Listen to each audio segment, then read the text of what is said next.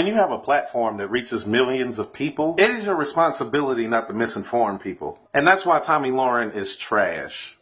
Colin Kaepernick sits during the national anthem to protest something that's going on in America. And then you criticize him. It's this country, the country that you have so much disdain for, that allows you the right to speak your mind. It protects your right to be a whiny, indulgent, attention-seeking crybaby. Yet you make your living by sitting down and speaking negatively about stuff that's going on in America. The reason I'm bothered is because she lists herself as a news source. Your opinion isn't news. News is supposed to deal with facts. So let's talk about some facts. How dare you sit there and blame white people for the problems of minority communities? After all, aren't you half white? Correction, he never said anything about white people once.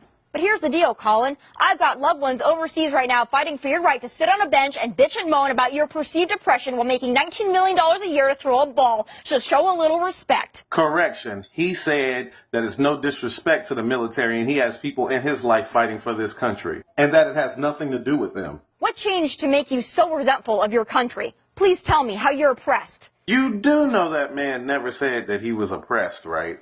I'm glad you're not a hypocrite, though, because Colin Kaepernick should never act like there's unfair treatment to a race in this country.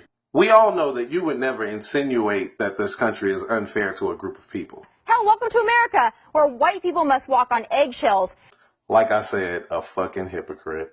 Well, if you don't like the way that white people have to censor themselves, why don't you just take your own advice and leave? See, she's using her platform to push separatism because it gets her more views. You think people don't inbox me trying to push an agenda? I'm responsible enough to know that my words influence people.